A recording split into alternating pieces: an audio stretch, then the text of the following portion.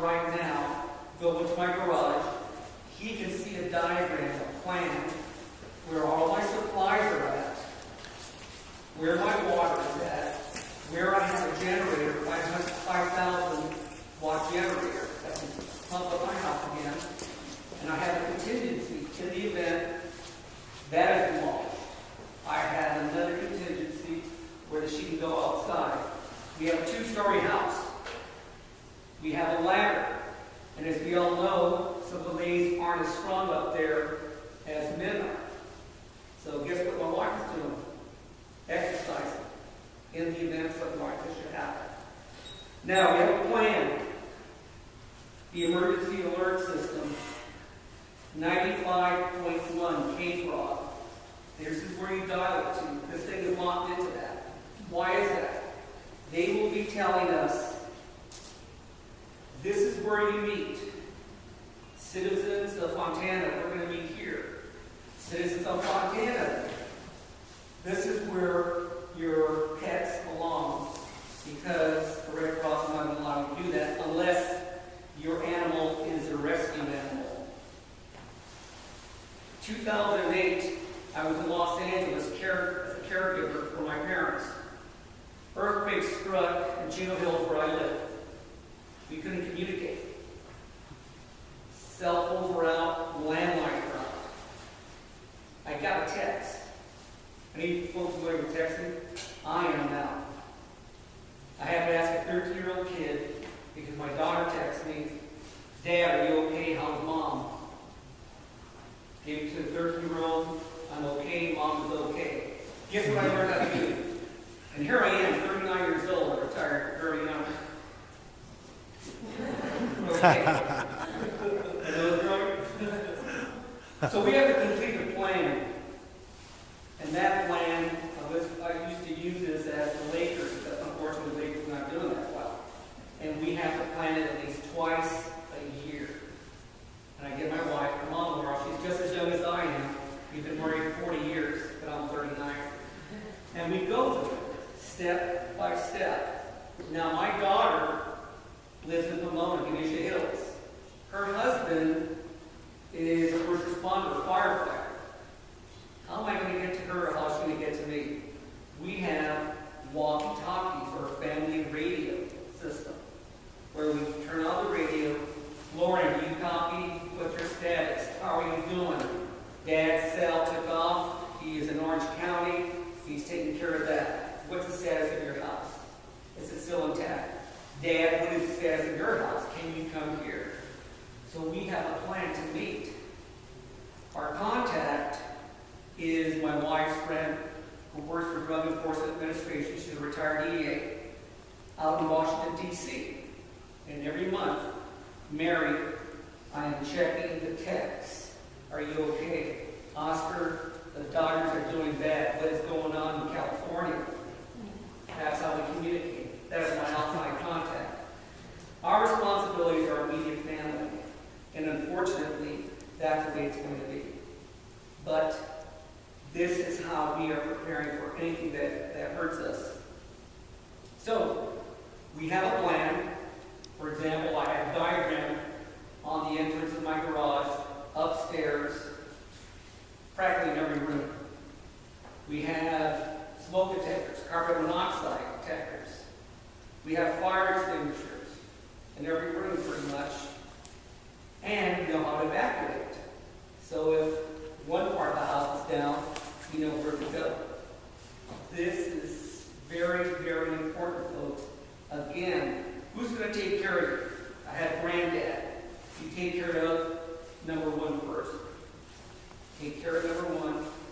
If you have children, if you're a babysitter, I talk to a lot of seniors, my age, 39, and they're babysitting for their children. If a disaster starts, it happens in your neighborhood, Ray's going to have to drink 1 gallon of water. That's a must. Oscar, a gallon of water, and the rest of the folks, 1 gallon of water.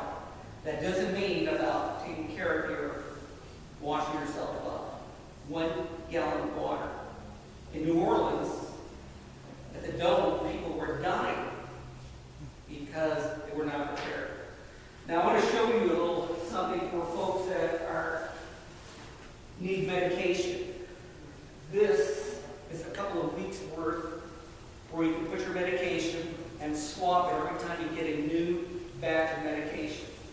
I'm blessed, I don't need medication. Ray thinks I do because I'm always excited. But this is medication you can swap it. You get a new batch, stick it in your emergency kit. I have a backpack in my car. My wife and I have a suitcase just like this. Why? Because we can't lift as much as we can. We're a little older. 39 really got to us. So we have our own case that's custom to what our needs are. Utilities, for example, we have our gas shut off for your gas meter. We also have others that are pretty much, it's called an orbit. And this is the way it looks.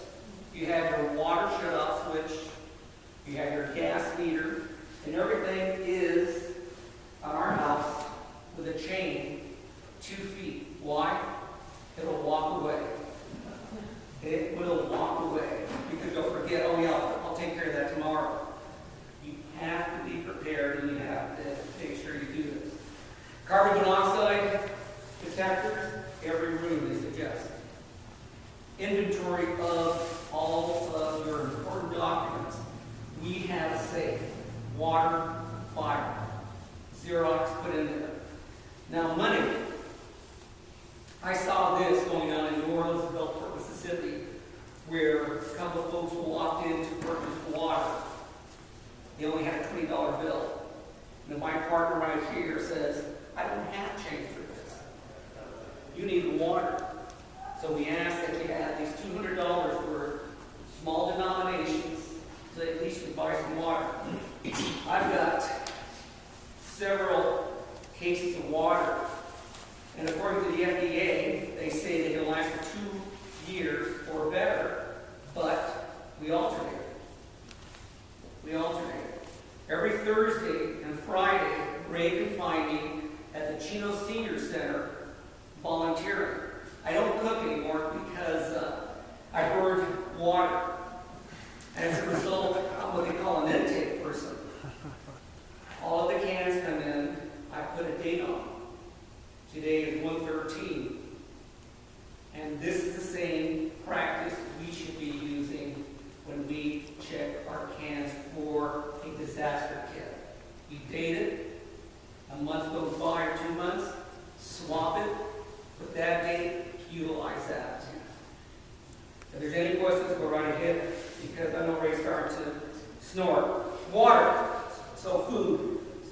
Pack non-perishables, high-protein items, include energy bars, ready-to-eat soup, peanut butter, flashlights. I carry 3 in my car. First aid kit.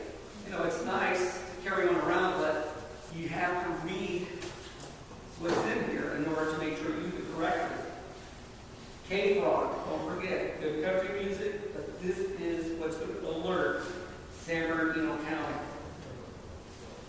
Clothing, mask, the N95. Why do we need something like this? Buildings start coming down, you have a lot of dust, you know how old the buildings are, and you're going to be inhaling this. And then you're going to try to get to your loved ones. Personal items. These are cosmetics. I don't really need them. But hang on. Or I need longer arms. Clothing, personal items, eyeglasses, sanitary, money, contact information, pet supplies. If you have pets, you have children, you're babysitting, make sure you have enough of that to take care of your pets. Sleeping bag, whistle, and a marker. I saw this on a sidewalk on the East 10 Gulfport, Biloxi, Mississippi. I'm okay. Put the date down, John. So if somebody's looking for you, they know you're okay. Whistle. I have one in my car. I also have a flashlight with a blade on it in the event something should happen to me in the car and I'm stuck in there. I can just cut that and not be trapped in there. Are there any questions before we conclude this? Nothing yet? Okay.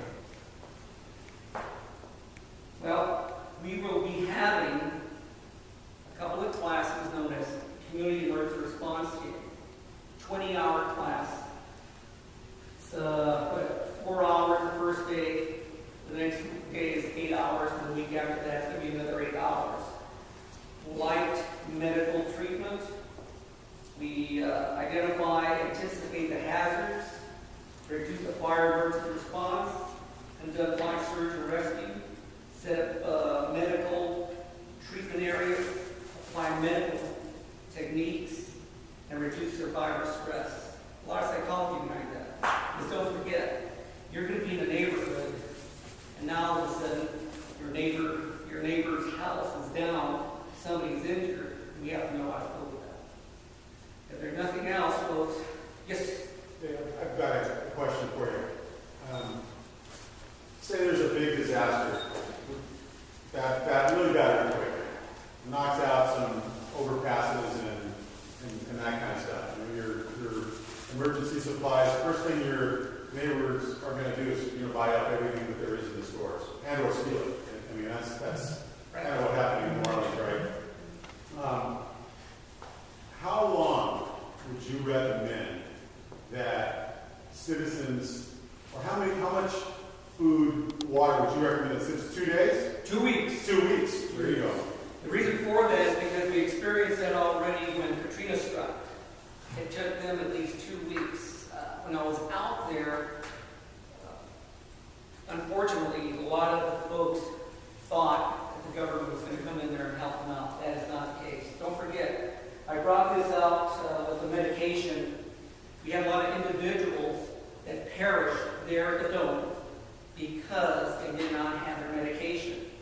Now, what we recommend is this, that if you have a list of your medication, the type, the milligrams on it, the doctor's name, the pharmacy, and you put that in your emergency kit, maybe the first responders can help you out if you're evacuated, for example, to a school like this. This is what I take for my diabetes, this is what I take for that. But you're going to have to be the advocates on your own part to take care of yourself. Nobody's going to take care of you, folks.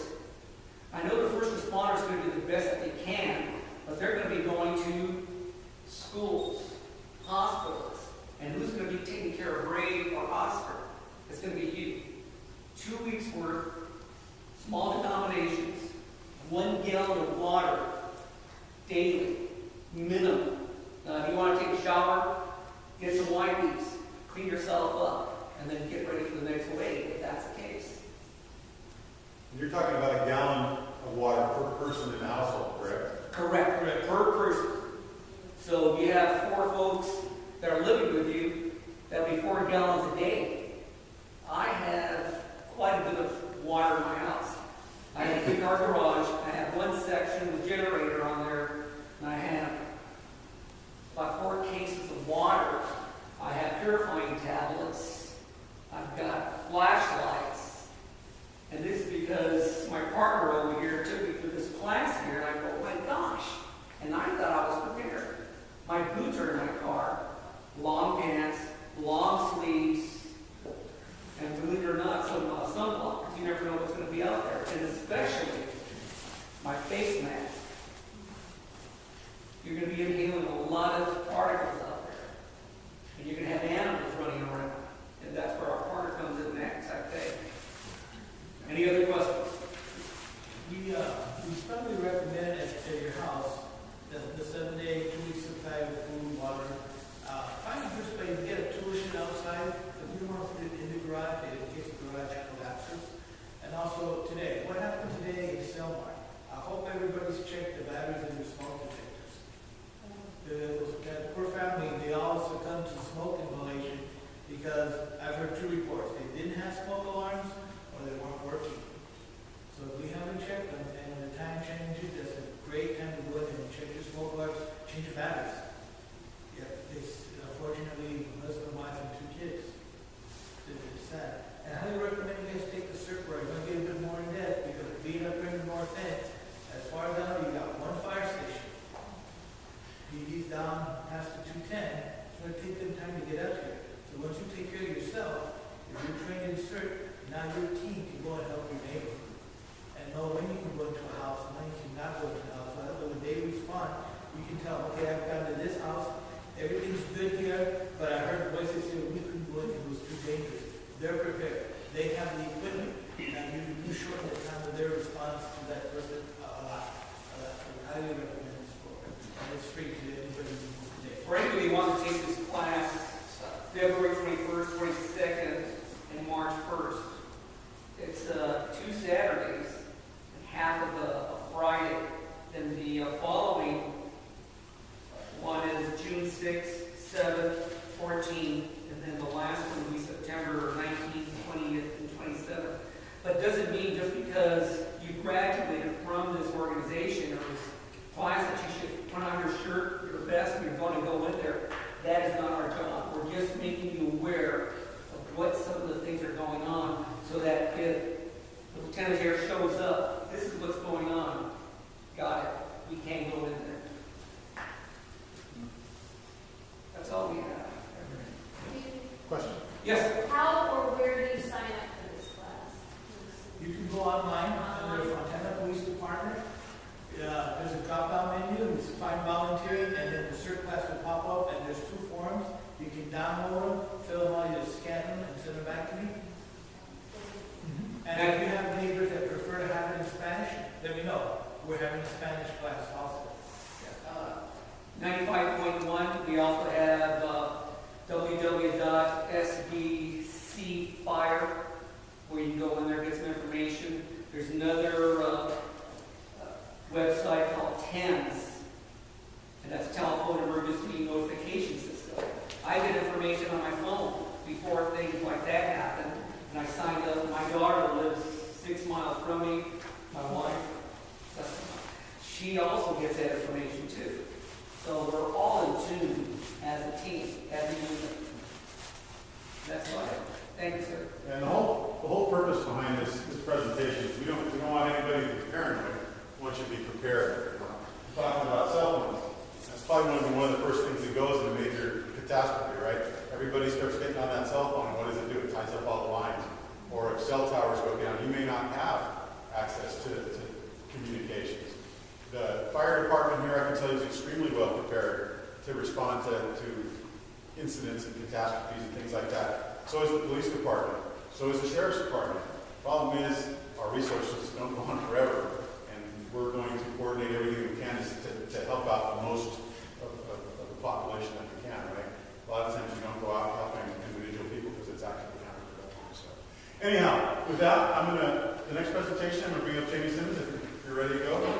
And she's going to talk to you about animal control, some of the things that we've been encountering here more recently.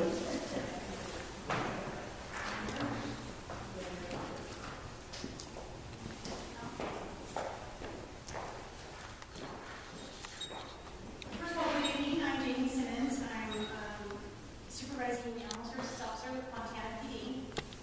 I was hired in July of 2009, right when animal services was taken over by the city of Montana.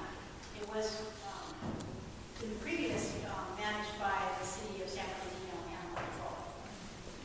It was a pleasure to come work here and going through almost a year of background check. Was well worth the wait. I'm very happy here. It's a great city, a lot of good animal owners, good people, good department. I've been doing this for about 19 years, almost 20. If you count all my volunteer experience, it's probably closer to 25 years working just in animal services.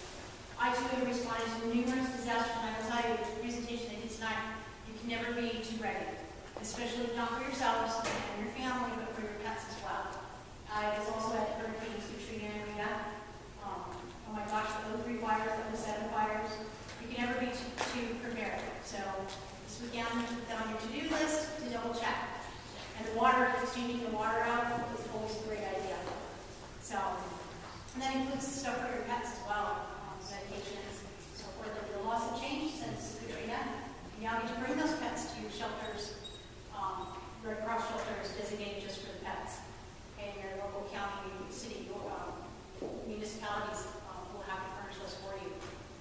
Okay, so tonight, in addition to all of the numerous things that we do all day, like for example, today we have a huge, giant mastiff, and he was just a pup, but he stood about this tall, literally.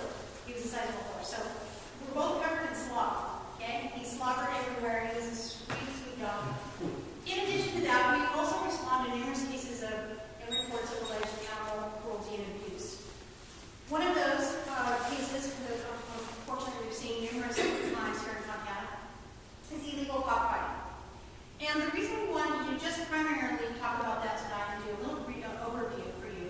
on signs to recognize that there's possibly illegal animal fighting going on the property, but also to bring awareness to you why it's illegal, its associated crimes, the health risk to the public and other animals. So that if you're out in the city and you see something and I remember in that training, she pointed that out, I'm going to call that in. Now, primarily up here, you're not going to see a lot of cockfighting. You're going to see it mid-city and then all the way down to the south end. Now, it does happen in mid-city, just this past Thanksgiving. While most of you were enjoying your Thanksgiving dinners, we were called out to a pretty large-scale cockfighting bust right here in mid-city, not too far from the police department. The initial call came in, shots fired. That's not uncommon.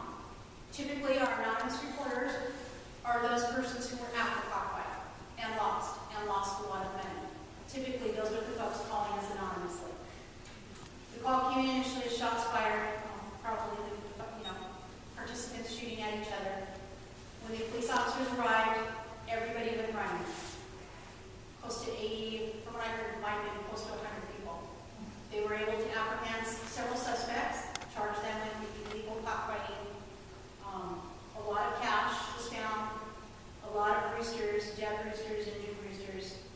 And then, of course, the paraphernalia that's consistent with fighting, and which I'm going to show you in a minute. Illegal animal fighting, cockfighting has been illegal in every state for a while. Back in the South Arkansas and Louisiana, just became illegal within the past 5 years. It used to be just an infraction, and then it moved up to a misdemeanor and now it's felony. Ironically, California, although we have some of the toughest animal laws in the nation, 1993, this was all you had. 2013, look at this. All animal laws. Unfortunately, though, our cockfighting laws aren't as strong in California as I would like to see them. They're misdemeanors, but if we can show that there was animal cruelty present as well, meaning injured animals, mutilated animals, roosters, then we're going to also charge you with felony penal code 597. Our last bust, which was also less than a year ago, all 7 suspects pled guilty. 2 of them were found guilty of felony cruelty and as well as misdemeanor cockfighting, and actually served some time. So it's always nice at the end when we see some jail time out of this. Associated crimes. Number 1, illegal proceeds and gambling is always present at cockfights. That's why they're doing it. Okay? And it's in every culture. It's not just primarily, as most people think, just primarily in Mexico. Roosters are fought all over the world and are still legal in most of the world except for Canada, America. Puerto Rico is about to ban it. That's always the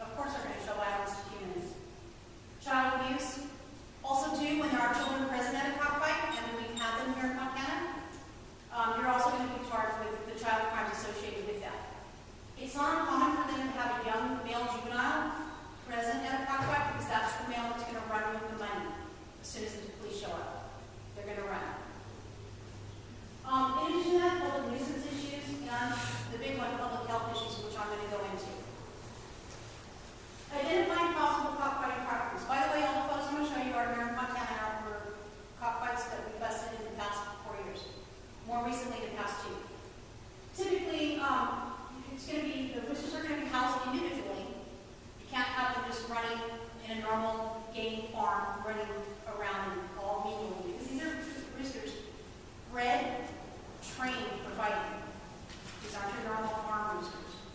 So typically, you're going to find rooster groups like this that are individually housed along the wood frames. Where there's going to be individual numbers identifying who owns that bird. It's not uncommon for one handler to house many, many birds for other fighters, other owners, because there's also money involved with that. Okay? I don't know if you can see the wall. That was right here on Mid-City.